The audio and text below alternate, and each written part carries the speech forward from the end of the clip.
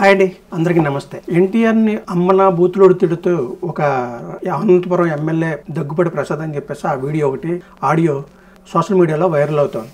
So అసలు ఈ ఎన్టీఆర్ విషయానికి కారణం ఏంటి, అసలు ఎవరు దీన్ని అనుకున్నారో, దేనికోసం ఈయన ఎమ్మెల్యే అనవసరంగా ఎన్టీఆర్ని బూతులు తిట్టాల్సి వచ్చింది, అసలు కారణం ఏంటని పరిశీలనకి వెళ్తే అసలు ఇది ఎక్కడి నుంచి మొదలైంది అని అంటే ఎన్టీఆర్ వార్ 2లో ఒక కామెంట్ చేశారు.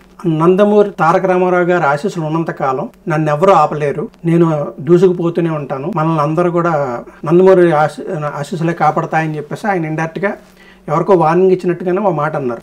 అసలు ఇది ఎందుకు అన్నారు, రాజకీయ ప్రసంగం ఇప్పటి వరకు ఎన్టీఆర్ గారు సైలెంట్ గా ఉన్నారు కదా, ఈ టైంలో మళ్ళీ ఎందుకు ఇలా కామెంట్ చేశారని చెప్పేసి అందరూ అనుకున్నారు. యాక్చువల్గా కారణం ఏదో ఒక ఈయన రాజకీయంగా యాక్టివ్గా ఉండడం కోసం ఒక మాట అన్నారేమో అని అందరూ అనుకున్నారు. కానీ అసలు కారణం ఏంటంటే ఈయన సినిమాని ఎవరో ఆపాలని ట్రై చేశారు. సో అంటే అడ్డంకులు సృష్టించడానికి ట్రై చేశారు, ఆపాలని కాకపోయినా ఏదో రకాల దాన్ని ప్లాప్ చేయాలనో లేకపోతే ఏదో చేయాలని ట్రై చేశారు. సో అది ఎవరికి అవకాశం ఉంది, ఆబ్వియస్లీ నారా లోకేష్ అని అందరూ అనుకోవడానికి ఛాన్స్ ఉంది కదా. సో అదే జరిగిందనమాట. సో అది ఎన్టీఆర్ దాకా వచ్చి ఆయన ప్రీ రిలీజ్ ఈవెంట్లో వార్ 2లో ఆయన మాట్లాడాడు, ఏంటి నన్ను ఎవరు ఆపలేరు అని చెప్పేసి ఇండైరెక్ట్ గా ఒక వార్నింగ్ ఇచ్చినట్టే ఉందన్నమాట. సో అక్కడే ఈ ఎమ్మెల్యేలకు కలిందనమాట. సో దాంతోనే ఇదంతా కూడా సైలెంట్గా జరిగిన విషయం, అది ఎవరికి బయటకు రాలేదు ఎప్పటి వరకు, ఎన్టీఆర్ ఆ మాట్లాడే వరకు కూడా. అయితే ఎన్టీఆర్ అన్నప్పుడు కూడా ఇది పెద్దగా విషయం బయటకు రాలేదు. ఎప్పుడైతే ఈ అనంతపురం దగ్గుపాటి ప్రసాద్ చేసిన ఫ్యాన్ బూతులు తిడుతూ ఒక ఆడియో లీక్ అయిందో సోషల్ మీడియాలో, దాంతో ఇదంతా కన్ఫర్మ్ అయిపోయింది. సో ఆయన ఎందుకు తిట్టాడు అంటే ఈ సినిమాని అడ్డగించాలని, అడ్డంకులు సృష్టించాలని చెప్పేసి ప్రయత్నం జరిగిందనమాట. దాంతోనే ఎన్టీఆర్ అప్పుడు అలా మాట్లాడాడు. సో అలా మాట్లాడడంతో ఈ ఎమ్మెల్యేలకి లోకేష్నే అంటాడా అని చెప్పేసి ఎమ్మెల్యేలకు కూడా కోపం వచ్చి ఉండొచ్చు. సో సినిమా రిలీజ్ అవుతుంది కాబట్టి ఆ సినిమాని మీరు ఎలా చూస్తారా, మీకు అసలు బుద్ధి ఉందా, లోకేష్నే అంటాడా, సో మీరు ఆ సినిమాని చూస్తారా, మీరు అసలు ఆ సినిమా ఆడదు, ఆ సినిమాని ఆపేస్తున్నాం, ఆ సినిమాకి పర్మిషన్ ఎవడు ఇచ్చాడు, ఇలా అని చెప్పేసి అందులో ఆడియోలో ఉంది లీక్ లో. సో దాంతో ఇది అసలు మొత్తం విషయం ఏం జరుగుతుంది అన్నది బయటపడింది. అంటే ఇండైరెక్ట్ గా అప్పట్లో జనాలు అందరూ అనుకున్నది నిజమే, నిప్పులెంత పొగరాదు అంటారు కదా. సో ఎన్టీఆర్కి పార్టీలోకి రాకుండా, అసలు ఎన్టీఆర్ని రాజకీయంగా ఎదగకుండా చేయడం కోసం ఇప్పటి నుంచే ప్రయత్నాలు జరుగుతున్నాయి అనమాట. అలా చేయడం కోసమే ఆ సినిమాకి అడ్డంకులు సృష్టించాలని చెప్పేసి ప్రయత్నం జరిగింది. దాంతోనే ఎన్టీఆర్ అలా మాట్లాడాల్సి వచ్చింది. సో అంటే రాజకీయంలో ఇదంతా మామూలే కదా. అంటే లోకేష్ కి థ్రెట్ ఎవరో ఎన్టీఆర్, ఇది జగన్ సత్యం, దీంట్లో దాయాల్సిందే లేదు.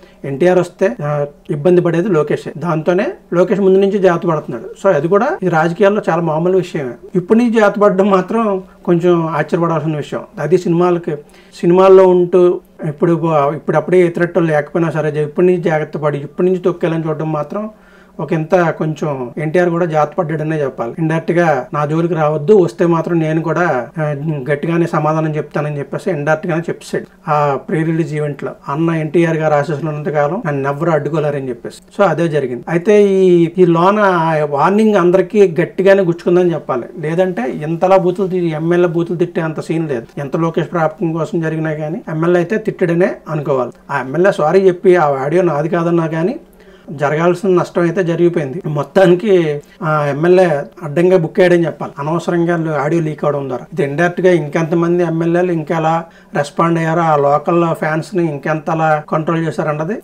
బయటపడే ఛాన్సే ఉండదు అసలు. ఇది బయటపడింది కాబట్టి ఫ్యాన్స్ బయటపెట్టడం వల్ల, లీక్ అవడం వల్ల ఈ ఎమ్మెల్యే బుక్ అయిపోయాడు అమాయకుడిగా. సో ఏదో జరుగుతోంది, అయితే కుట్ర అయితే మాత్రం జరుగుతుందని అనుకోవాలి. ఇలాంటివి కూడా ఫ్యాన్స్ అయితే ఊరుకునే విషయం అసలు లేదు. ఎన్టీఆర్ ఫ్యాన్స్ అయితే ముందే చాలా గట్టిగానే ఉంటారు. వాళ్ళైతే ఈ విషయంలో ఊరుకునేది. వాళ్ళు ఆల్రెడీ ఎమ్మెల్యే ఇంటికి వెళ్ళి ధర్నాలు చేస్తూ, నువ్వేదో 4 గోడల మధ్య ఎమ్మెల్యే సారీ చెప్పినప్పటికీ నువ్వు 4 గోడల మధ్య నాకు కూర్చొని సారీ చెప్తే సరిపోదు, బహిరంగంగా వచ్చి క్షమాపణలు అడగాలి అని చెప్పేసి వాళ్ళు ధర్నాలు కూడా చేస్తున్నారు అనంతపురంలో ఎన్టీఆర్ ఫ్యాన్స్. ఈ ధర్నాల్లో స్టేట్ వైడ్ కొంచెం వైడ్ అయినాయి అంటే, విస్తరించినాయి అంటే కనుక ఇంకా పెద్ద పోరాటం జరిగే అవకాశం ఉంటుంది. ఎమ్మెల్యేలు అందరినీ కూడా ఇది తెలుగుదేశానికి పెద్ద దెబ్బ అనే చెప్పుకోవాలి, అనవసరంగా ఇరుక్కున్నారని చెప్పుకోవాలి. దీంతో ఇక్కడ నుంచి తెలుగుదేశం ఫ్యాన్స్ అంతా కూడా, అంటే ఎన్టీఆర్ ఫ్యాన్స్ అంతా కూడా, తెలుగుదేశంలో ఉన్న ఎన్టీఆర్ ఫ్యాన్స్ కూడా కొంచెం ఒక రకమైన గ్యాప్ అయితే క్రియేట్ అయింది. సో దీన్ని ఎలా పరిష్కరిస్తారనడానికి ఆ క్షమాపణలే కారణం. నువ్వు ఇప్పుడప్పుడే దీన్ని ఎలా బయటపడిపోకండి అని చెప్పేసి ఏం చేసినా సైలెంట్గా చేయాలనుకుంటారు కదా. తొక్కేయాలనుకున్నా సరే సైలెంట్ గానే చేయాలనుకుంటారు. అదే రాజకీయం అంటే. సో అది సైలెంట్ గానే జరగాలని కోరుకుంటారు కాబట్టి ఇదైతే కామప్ చేయడానికి చాలా ట్రై చేస్తారు. అదైతే జరిగేది. ఎందుకంటే ఎన్టీఆర్ తెలుగుదేశంలో ఒక్క స్టెప్ వేసినా సరే నష్టం జరిగేది లోకేష్ కి ఇది ఆఖరి అవకాశం ముఖ్యమంత్రి అవడానికి. ఎందుకంటే మళ్ళీ లోకేష్ గెలుస్తాడా లేదన్నది కూడా చెప్పలేం. ఎందుకంటే 5 ఏళ్ళకి ఒకసారి ఖచ్చితంగా ఆంధ్రప్రదేశ్ లో గవర్నమెంట్ మారిపోతుంది. అది మనం చూసాం కదా. పథకాలు అమలు చేసినా చేయకపోయినా సరే ఖచ్చితంగా జనాలు 5 ఏళ్ళకి ఒకసారి ప్రభుత్వాన్ని మార్చేస్తూ ఉంటారు. అది సౌత్ ఇండియాలో ఎక్కువగా జరుగుతూ ఉంటదంట. అప్పుడప్పుడు కొంచెం దాటినా గానీ 5 ఏళ్ళకి ఒకసారి గవర్నమెంట్ మారడం ఖాయం. అయితే ఇప్పుడు సంవత్సరంలోనే ఈ తెలుగుదేశం ప్రభుత్వానికి వ్యతిరేకత వచ్చేసింది. సూపర్ 6 లో సగం చేశారని చెప్పేసి ఫ్రీ బస్సు నిన్న కూడా చూసాం. ఫ్రీ బస్సు అమలు చేసినా సరే కొన్ని బస్సుల్లోనే అమలు చేశారు, అన్నట్లు అమలు చేయలేదు. మేము తిరుపతి వెళ్ళలేకపోతున్నాం, అక్కడ సింహాచలం వెళ్ళలేకపోతున్నాం, అన్నవరం వెళ్ళలేకపోతున్నాం అని చెప్పేసి గొడవలు పెడుతున్నారు. ఎందుకంటే లేడీస్ తీర్థక్షేత్రాలకు వెళ్తారు, అక్కడికి వెళ్ళలేకపోవడానికి 4-5 బస్సులు మారాలి. పల్లె బస్సుల్లో జర్నీలు చేయడం కష్టం. ఎందుకంటే ఆ సీట్లలో కూర్చోలేరు. ఎందుకంటే ఈ దగ్గర డిస్టెన్స్ కోసం క్రియేట్ చేయబడిన బస్సులు అవి చాలా తక్కువ క్వాలిటీ ఉంటాయి. సో వాటిలో ఎక్కువ కాలం కూర్చోలేరు, ఎక్కువ టైం స్పెండ్ చేయాలి ఆ బస్సుల్లో. ఇంకా లాంగ్ బస్సుల్లో అవకాశం ఇవ్వలేదు. అవి ఫ్రీ బస్సులు కాదు, ఎక్కుతుంటే కండక్టర్ ఫ్రీ బస్ కాదని చెప్పేస్తున్నారు. దాంతో అది నెగిటివ్ అయింది కొంచెం. అసలు అలా అడగడం కూడా తప్పే. లాంగ్ బస్సుల్లో కూడా ఛాన్స్ ఇవ్వాలి, ఫ్రీ ఇవ్వాలి అనడం కూడా. కానీ ఇలా హామీ ఇచ్చినప్పుడే తప్పు చేశారు వాళ్ళు, తెలుగుదేశం వాళ్ళు. ఎందుకంటే అంత పెద్ద హామీ ఇవ్వకూడదు. మహిళలకు ఉచితంగా ఎంటైర్ స్టేట్లో ఫ్రీగా తిరగనిస్తామని చెప్పడం, మళ్ళీ తర్వాత జిల్లాల వరకే పరిమితం అని చెప్పడం, తర్వాత మళ్ళీ అచ్చెన్నాయుడు గారు ఏమో లేదు స్టేట్లో ఎక్కడైనా తిరగచ్చు అని చెప్పడం, మళ్ళీ కొన్ని బస్సులకే పరిమితం అని చెప్పడం, ఇదంతా కూడా రచ్చ అయిపోయింది. అలాగే దీపం పథకం కూడా రచ్చ అయిపోయింది. దీపం పథకం ఏమో 3 అని చెప్పేసి 1 సిలిండర్ ఇవ్వడం, అలాగే అమ్మఒడి ఎంతమందికి ఇచ్చారో చెప్పడం, అదైతే కొంచెం సక్సెస్ అని చెప్పుకోవాలి. అమ్మఒడి అయితే ఎందుకంటే కుటుంబంలో అందరికీ కొంచెం ఎక్కువ డబ్బులు వచ్చినాయి. సో అది కొంచెం అని చెప్పొచ్చు. అలాగే రైతుల భూములు తీసుకోవడం, ఎంత కొంచెం 1 year లోనే నెగిటివిటీ అయితే ఆంధ్రప్రదేశ్ ప్రభుత్వం సంపాదించేసుకుంది, తెలుగుదేశం కూటమి ప్రభుత్వం. కానీ దానివల్ల మళ్ళీ వచ్చేసారి అధికారంలోకి వస్తారో రాదో చెప్పలేం. సో అందువల్ల లోకేష్ ఏమన్నా అవకాశం అయి ఉంటే, ఛాన్స్ ఉంటే ఇప్పుడే ముఖ్యమంత్రి అయిపోవాలి. చంద్రబాబు నాయుడు గారు 5 ఏళ్ళు ఉండాలి, ఒక రికార్డు సృష్టించాలని అనుకుంటే మాత్రం లోకేష్ కి దెబ్బే. మళ్ళీ ముఖ్యమంత్రి అయ్యే అవకాశం ఉంటుందో లేదో చెప్పలేం. ఎందుకంటే ఆయన అంతటా ఆయన గెలిచే అవకాశం అయితే ఉండదు. చంద్రబాబు గారి జానక్యత తప్ప. ఏదో ఈసారి గెలవడానికి కూడా కారణం మెయిన్ పవన్ కళ్యాణ్ గారు. అటు బీజేపీని ఇటు టీడీపీని మధ్యలో కలిపి ఆయన కొన్ని సీట్లు తగ్గించుకుని కూడా 30 సీట్లు ఆయనకి ఇస్తే, మళ్ళీ అందులో 8 బీజేపీకి ఇచ్చి ఆయన తగ్గించుకుని ఆయన ఈ కూటమి ప్రభుత్వం గెలవడానికి మేజర్ కారణం అయ్యాడు. ఇప్పుడు ఇంకొక ప్రాబ్లం ఏంటంటే మేజర్ కారణం ఈయన కాబట్టి చంద్రబాబు గారు రాజీనామా చేస్తే ఆ ముఖ్యమంత్రి పదవి పవన్ కళ్యాణ్ గారికి ఇవ్వాలి. అలా ఇవ్వకపోతే అదొక పెద్ద బ్యాడ్ అవుతుంది. అలాగని చెప్పేసి లోకేష్ కి ఇస్తే ఇంకో బ్యాడ్ అవుతుంది. సో పవన్ కళ్యాణ్ గారికి ఇవ్వడం కరెక్ట్. ఆయన కూడా ఈయనకి అడ్డుగానే ఉన్నట్టే చెప్పాలి. అలా ఇవ్వకపోతే ఇంకా తెలుగుదేశం ఇంకా బ్యాడ్ అవుతుంది. ఇస్తే ఒక రకంగా కొంచెం మేజర్ ప్లస్ అవుతుంది. కొంచెం అయినా తెలుగుదేశానికి, కూటమి ప్రభుత్వానికి కొంచెం పవన్ కళ్యాణ్ గారు ముఖ్యమంత్రి అయితే ఇంకొంచెం మంచి ప్లస్ అవుతుంది. లేదు ఈ ఛాన్స్ మళ్ళీ పోతే ఇంక రాదని చెప్పేసి లోకేష్కి ఇచ్చారంటే అది ఇంకా బ్యాడ్ అవుతుంది. ఇవ్వకపోతే ఇంకా లోకేష్ ముఖ్యమంత్రి అవ్వడానికి అవుతాడా లేదని చెప్పడం చాలా కష్టం. సో ఇప్పుడైతే ఈ చిన్న రచ్చ, అనవసర రచ్చ తెలుగుదేశానికి అయితే నష్టం కలిగించిందనే చెప్పుకోవాలి. దీనివల్ల తెలుగుదేశం అయితే కొంచెం నష్టపోయిందనే చెప్పుకోవచ్చు. నేను కూడా ఒక 10 పాయింట్లు చెప్పాను. లోకేష్ కి ఎన్టీఆర్ కి ఉన్న తేడాలు ఏంటి, ఎవరికి ప్లస్ ఎవరికి మైనస్ అని చెప్పేసి ఒక వీడియో చేశాను. ఆ వీడియో అందులో ఉంటుంది, చూడండి, పీపుల్ మీడియా న్యూస్లోనే.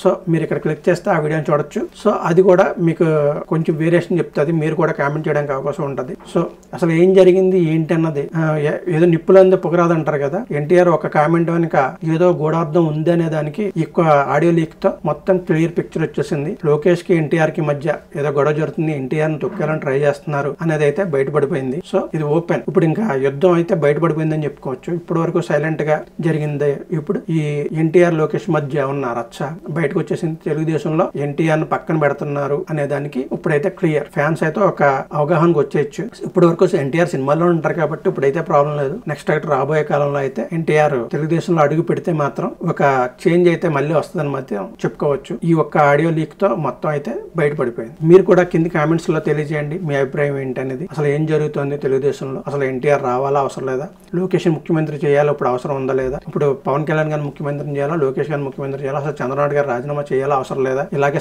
కొనసాగనివ్వాలా, రాబోయే కాలంలో చూసుకుందాం అని చెప్పేసి మీరు కామెంట్ రూపంలో అయితే తెలియజేయండి. Thank you very much.